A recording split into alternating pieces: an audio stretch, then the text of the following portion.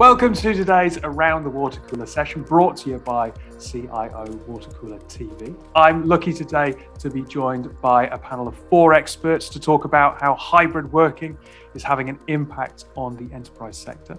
To dive in, before we go into any questions, it'd be great for the 4 of you to tell us all who you are so the audience knows who they're watching. Arbitrarily, I'm going to start with you, Tom, because you are next to me on my screen at the moment. Do you want to just tell us who you are and who you work for? Yeah, thank you, David. So I look after the distributed workforce product portfolio for Virgin Media Business. Thank you. Andre. I'm Andre. I'm the CIO at a company called Voyage Care, who look after 3,500 people in a social care environment. And Ian. Hi there, nice to see you, Dave. I'm the interim CIO at Sthree PLC, which is the world's leading STEM skills provider. And lastly, but by no means least, Anita, do you just want to introduce yourself? Thanks. Hi, everyone. My name is Anita Lettink. I help boards with their workforce strategies and startups and investors with their new HR and work tech solutions. Probably you are very busy right now. I mean, everyone's busy right now, but that is an area that certainly a lot of organizations are looking at. Yes. This first question, let's head back to you, Tom, with it, because Virgin Media Business are going to see a lot of requests from customers coming through. We seem to be heading for this kind of, well, put this into some context. I saw an article on another news website a couple of days ago where it suggested that we were heading for a coffee shop meeting, a kind of a clubhouse working environment. That's certainly open to a lot of interpretation. What do you actually think we are seeing? So I suppose that concept is not necessarily new as a result of COVID. I think we've sort of long had this playoff with certainly the large tech firms competing ultimately on who can create the most appealing office space. It's, with that almost that benchmark of have you got a beer tap in your office. So I don't think necessarily that's a result that's changed. I think what we're seeing in Virgin Media Business, given that we get involved in office refreshes, going and providing network equipment within those environments, is certainly a change in the estates that organisations have post-COVID. And you won't see it across all industries, but a shift certainly away from some of those big flagship offices that the large tech firms have historically had, and a move to more regional hubs to support people locally, which tends to work better for those home working environments. And I think we've clearly through the COVID stage and the last couple of years, we've seen a drought in investment.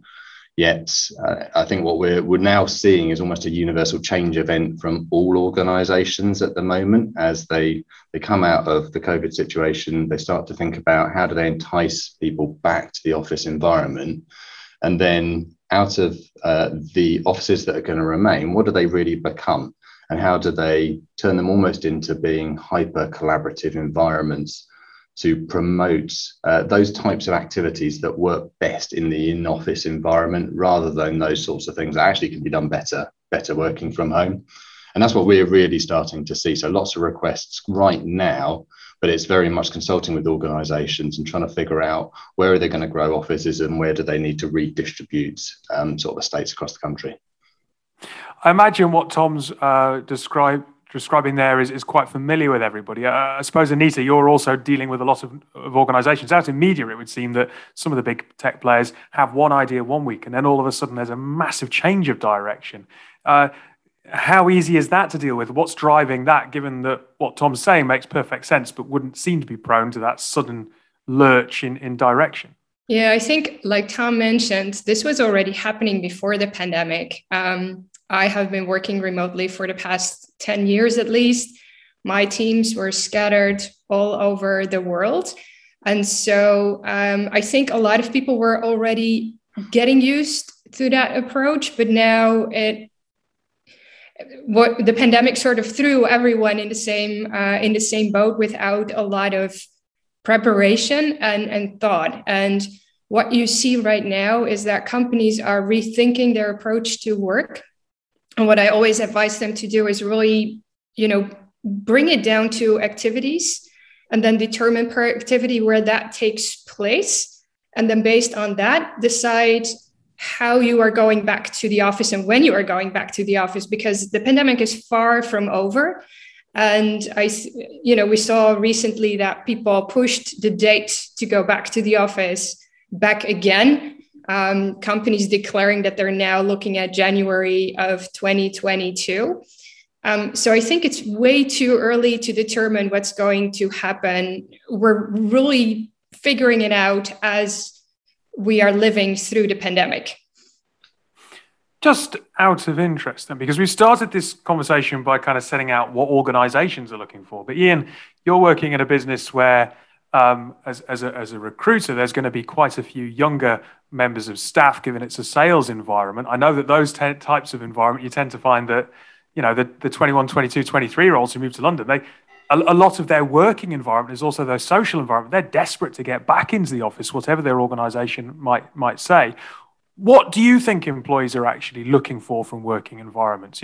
Do they want to come back into that physical environment more often, or is it too nuanced to make these grand sweeping statements? Yeah, so even before taking on the interim CIO role at Sthree, I heard a lot of false arguments and discussions between these extremes. Should we be in the office or out of the office? And I really believe they're false choices. I think what people actually want is flexibility.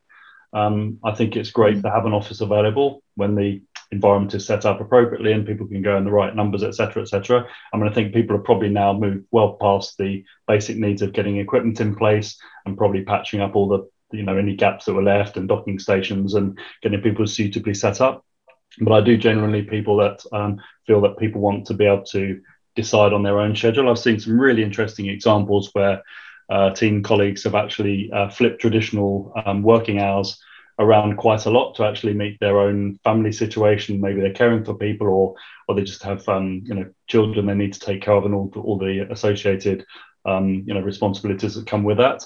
I mean, sometimes I think it's just down to individuals having a temperament. Some people would like to work alone, and some people would like to actually work with a group of people, and people get their stimulation in different ways. Again, it's not one or the other, but being able to mix that around a bit from week to week or day to day can actually be very empowering. And I think one of the best things that managers can do is give their teams that flexibility to choose, obviously within some parameters. But I mean, I think overall, as we go through if you think about the Maslow's hierarchy of needs, I mean, we all need to feel sort of safe and secure and get past the sort of the psychological feeling of being stable. But then we get to the point where we need to be productive. And I think getting to be productive is actually about being in an environment where people can thrive and actually feel successful and get stimulation from their colleagues in the way that is right for them. And I strongly believe that people feel more complete when they're actually productive in the workplace and not just asking how they feel or do they have the basics. I think it goes a step beyond that.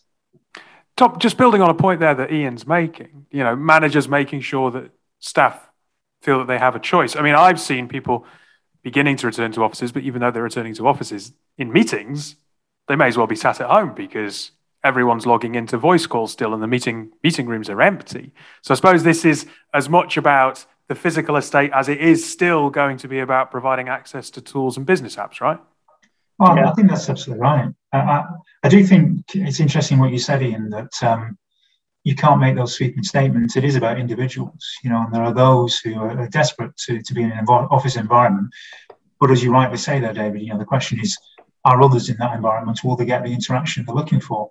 Or will they find themselves sat in an office by themselves? So you do have to get that balance right, I think, is what individuals want, what works for the team, and be able to offer a variety of different ways. And so I think hybrid is the right way of describing it, as you have done, because it isn't about working from home or being in the office. It's something much more hybrid than that, I think. Tom, were you keen to build on that point? No, I was just going to say, I think that's one of the challenges we see as well as we're starting to redevelop office environments is how you almost create meeting equality, if you like, and consistency of experience, both within the office environment and bringing in those remote participants as well, considering that I suppose about 98% of all meetings are going to have at least one remote participant moving forward. So we're having to rethink how we develop all of those in-meeting collaboration environments right now to create that, because that's something that was always a challenge, I think, historically in the meeting environment and remote meetings, but it's just obviously being expanded massively by the current situation, how we move forward. Andre, obviously they're building on what Ian was saying and talking about tools. Many were rushed into decisions around what solutions, and I suppose that is now having an impact on strategy in particular. We've seen a lot of talk about how far in advance can an organization look and how we've been very reactive over the last 18 months. How is that affecting your decision making as a CIO? Well, I think you obviously have to take into account where you are, and you do that at any time when you're building a strategy. But the right thing for people to do now is to look at what's right for the organisation for the long term, and make sure that what we build now for the next 5-10 years actually takes into account everything we've been talking about different needs, different requirements, what Tom said about in-meeting collaboration, etc. What you can't do is assume that what you did in the last 12 to 18 months is absolutely right. But there are going to be things that are part of that are going to be right, and I think you've got to take lessons from those. But you need to pause and say, well, do we have the right solution for the long term? And there will be lots of things that people have learned over the last 12 or 18 months about ways of working, how they operate, different things that they will have come up with ad hoc solutions for. For example, a lot of people have been doing things like opening up a meeting for the entire day that people can drop in and out of in order to give them that feel of being in the office and having chatter. So, other tools that help you do that better than the way people have been trying to do it. So I think you've got to, effectively still do the legwork of thinking about what are we trying to achieve? How are we trying to deliver that? What are the ways that people want to work? And then you take that and you build a solution. And you either build it on top of what you've already got, and you're fortunate if you can do that because you've made some good decisions along the way, or you build that alongside and you migrate people to it. But you've got to now build something that sustains you for that long term, that gives people that flexible, hybrid, individualist almost way of working, not just add a few more tools in and go, there you go. You've got to think that through properly and build something for the long term, I think. Got a bit of discussion kind of brewing here. Ian, I noticed that you were keen to jump in, and then you, Anita. So Ian, first of all, if you could come into the conversation. So Andre, I like the idea when you sort of just referred to this way of recreating, sort of like maybe leaving a meeting open for people dropping in and out, which is very apt for our CIO WaterCooler agenda, isn't it? Mm-hmm. But I think so as well as the mode of being in or out of the office and that hybrid method, I sort of think there's also an overlay, which is how people actually carry out their work. So I think one thing that I know a lot of organizations had to become quite structured in thinking how people were going to have their online meetings. But I think notionally a lot of these just became automatically 1-hour meetings with fairly large number of attendees.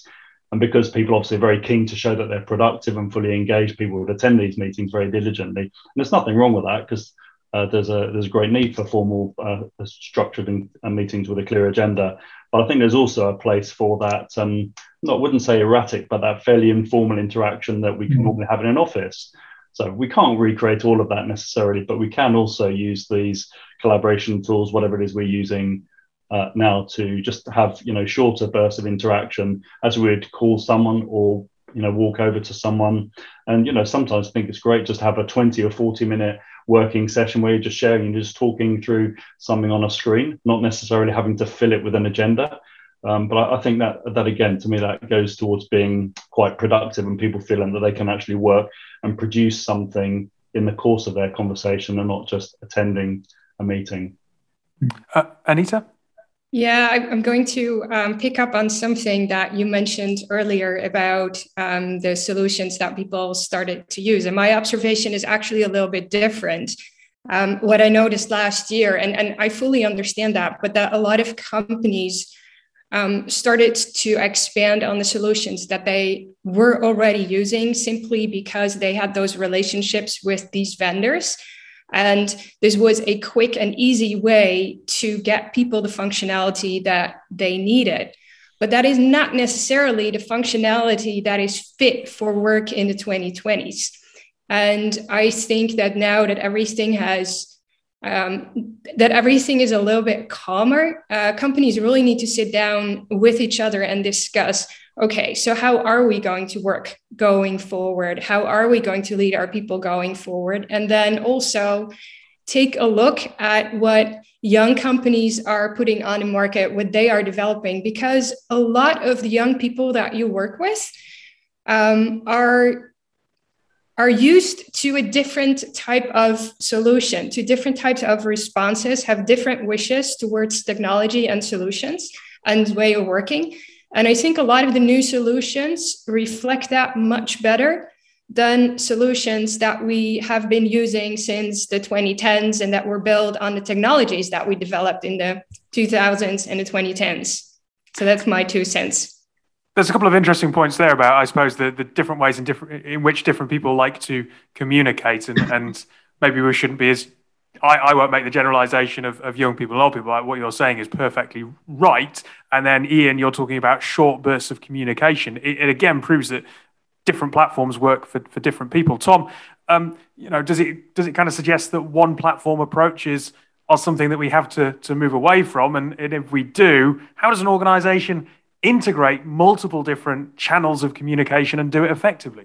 So it's a really difficult challenge. And just to follow on from what Anita said there, because I think what we will find as we come out of the COVID situation is you'll find individual employees, they like certain tools. Younger generations are used to using certain tools and engaging in certain ways.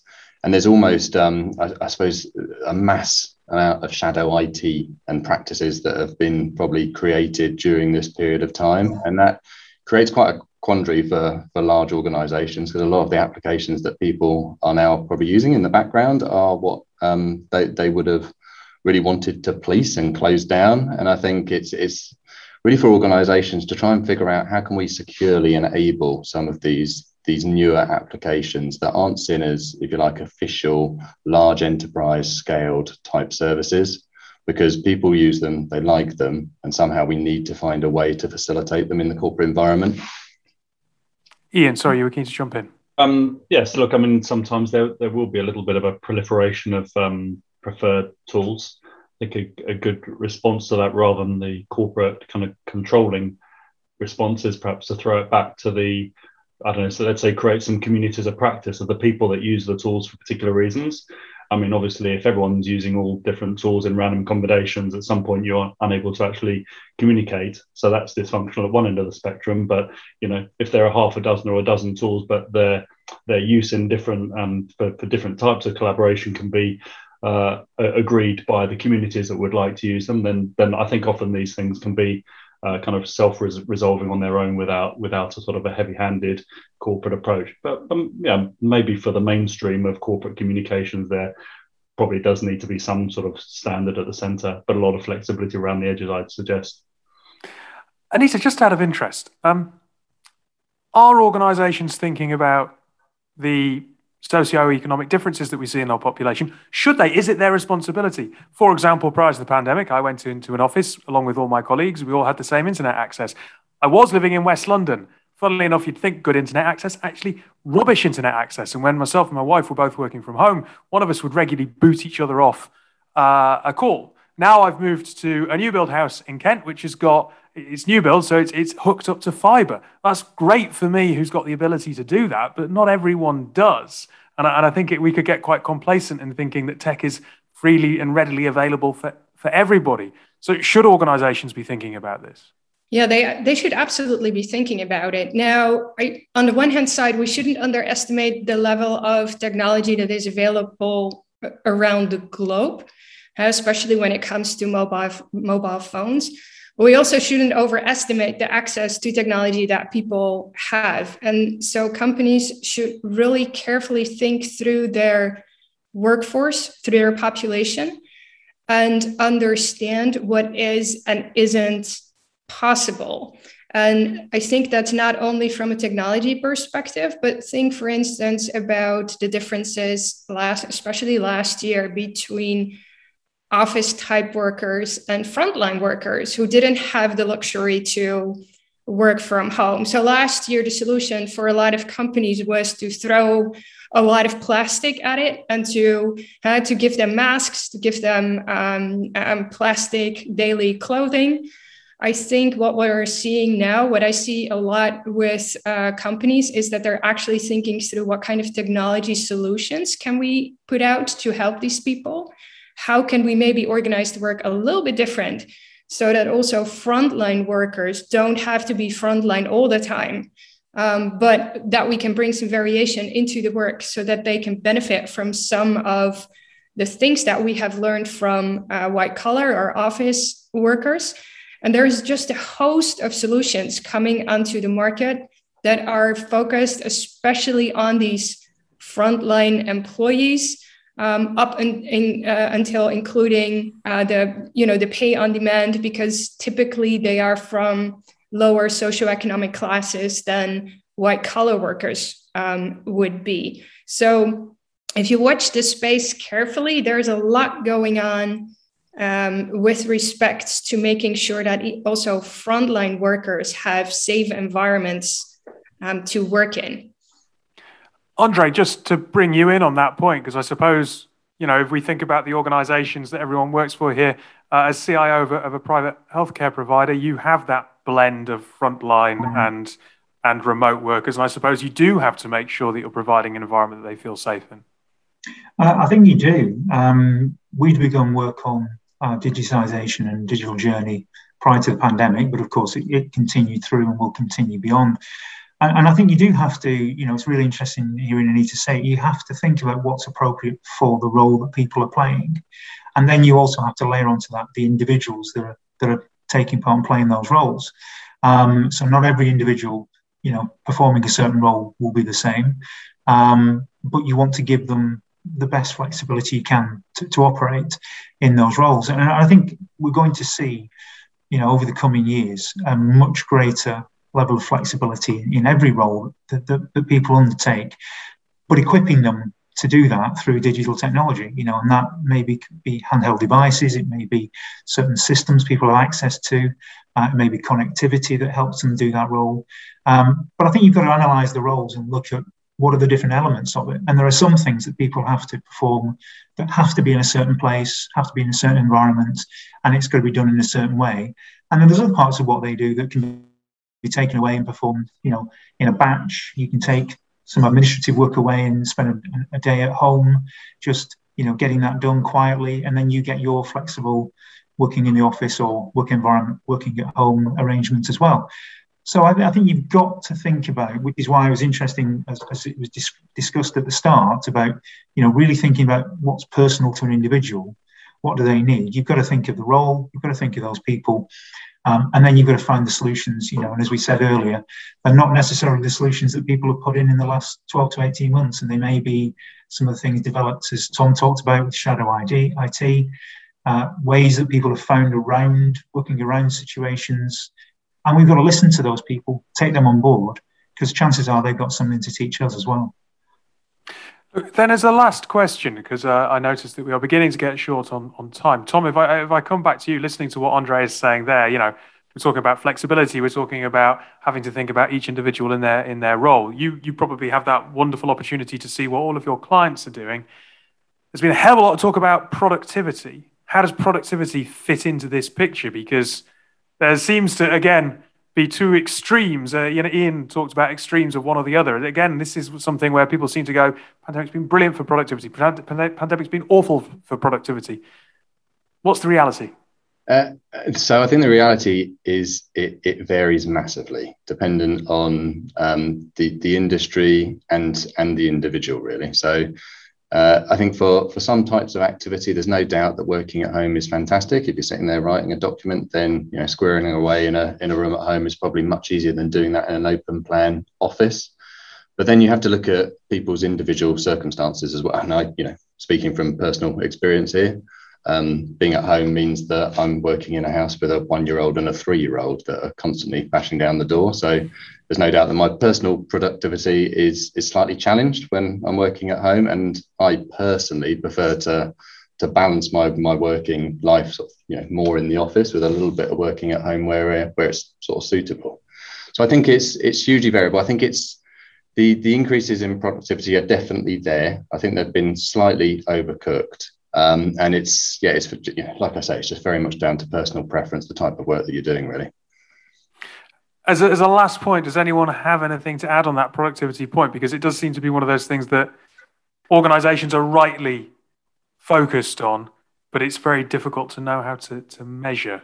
I think it's way too early. I mean, I applaud everyone who was able to keep on working through the pandemic while having kids at home and doing homeschooling and, making sense of everything that was going on. Of course, organizations always need to think about productivity, but measuring that based on what happened last year, what's currently still going on, I find that really premature. That's it. Yes, sorry, Andre. I think I'd just add, we need to also make sure that the productivity isn't at the expense of the individual. I know people who've told me, friends, colleagues, etc., that they're much more productive because they're now working in the time that used to be their commutes. And we've got to be careful that what we don't do is push people to just work longer hours just because they can. And it's great that there's the flexibility to do that. And it's great there's flexibility to shift those working hours if it suits the role and it suits the individual. But let's not have people, feeling that they have to do 12 hours and 14 hours and that's productive, because that's just longer hours. Productivity should be the right thing, which is, getting the work done within the right amount of time, but not kind of what we used to call sweating the assets and, making our people suffer, because we shouldn't be in that business at all. And Ian, if we come to you for a final word on this. Well, building on Andre's point, look, I mean, if people can use their what was formerly commute time for taking an hour and a half or even 2 hours, dare I say, well, I wish I would do this, but going for a lunchtime run, so be it. Why not? Absolutely no problem with that. Look, I mean, organizations that rely on metrics to measure their performance are probably just somewhat challenged to now think differently in terms of the outputs or the outcomes that they need. And that's certainly nothing to do with seeing anyone sitting in front of their Teams meetings or Zoom meetings endlessly for hours on end in large groups any more than it was any good just seeing people in the office from early in the morning to late at night, where they couldn't necessarily prove that they're being productive, but it could be seen as being a way to show productivity. So yeah, that's my final comment, I would say. I want to thank all four of you for sharing your views. I think there's a huge range of different opinion out there, so it's great to see what your perspectives are on it. And as Anita said, perhaps it's too premature, but definitely checking in with peers and finding what everyone's thinking is really useful. So thank you for your time. If you've enjoyed today's Around the WaterCooler session, please do have a look around the CIO WaterCooler site. There's far more CIO WaterCooler TV episodes there, and there are some more of these sessions, so do have a look around.